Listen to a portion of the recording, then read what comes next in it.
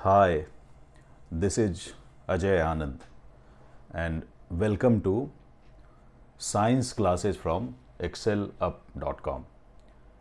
इस लेसन में आप सब फाइलम वर्टिब्रेटा के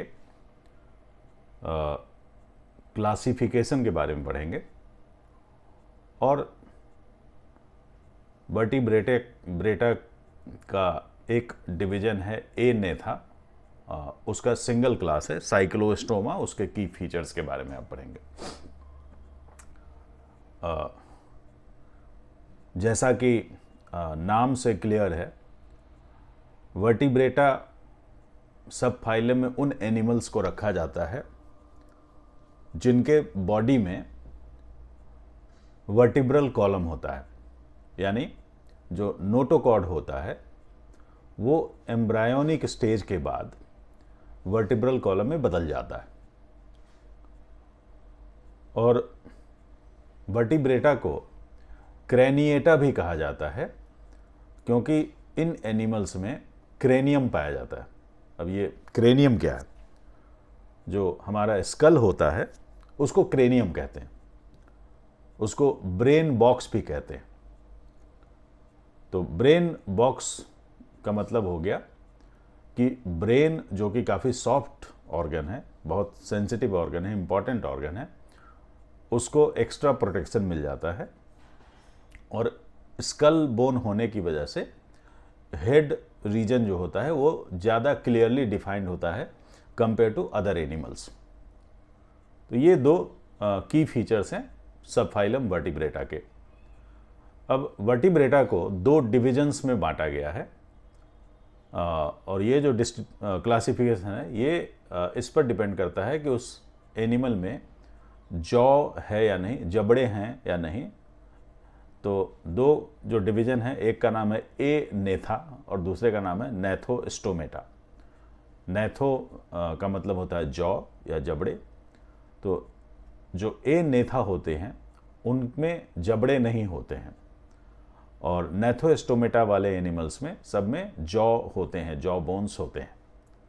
तो ये बहुत बड़ा अंतर होता है क्योंकि जो हमारे जैसे मुंह में जबड़े होते हैं तो उनकी मदद से हम खाना को चबा सकते हैं, मतलब उसको जो बड़ा फूड पार्टिकल भी होता है उसको हम छोटे पार्टिकल में तोड़ सकते हैं और इसलिए ज़्यादा न्यूट्रिशन हम ले सकते हैं बाहर से।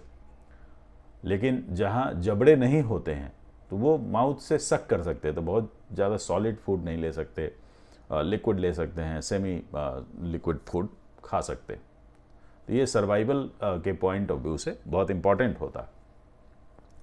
एनेथा में एक ही क्लास आता है साइक्लोस्टोमा, और इसमें वो एनिमल आते हैं जिनके मुंह सर्कुलर होते हैं, जबड़े नहीं होते।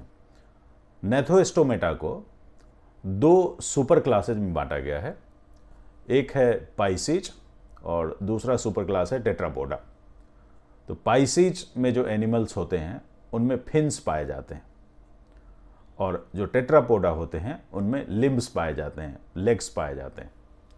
पाइसीज में दो क्लास आते हैं, एक का नाम है कॉनरी इक्थाइस जिसमें कार्टिलेजिनस फिश को रखा गया है, और दूसरे का नाम है ऑस्टिकथाइस जिनमें बोनी फिशेज को रखा गया।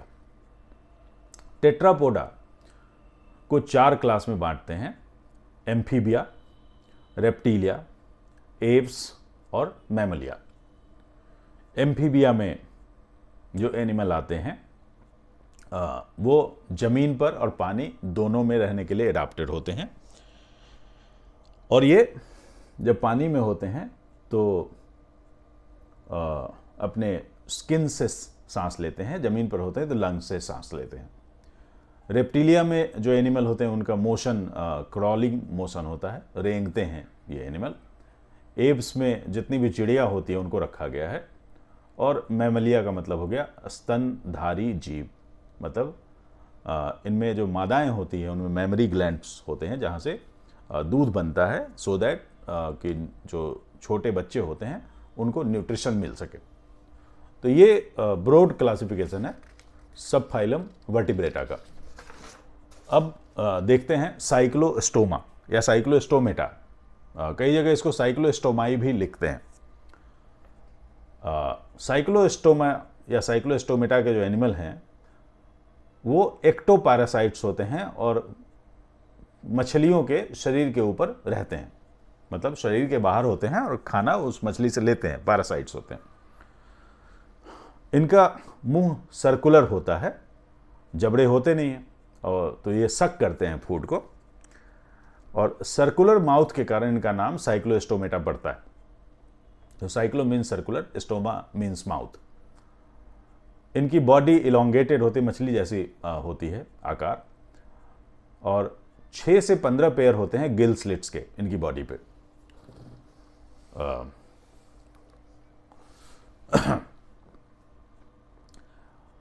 साइक्लोस्टोमेटा में जो क्रेनियम होता है, यानी जो ब्रेन बॉक्स होता है, और वर्टिब्रल कॉलम होता है, वो कार्टिलेज से बना होता है।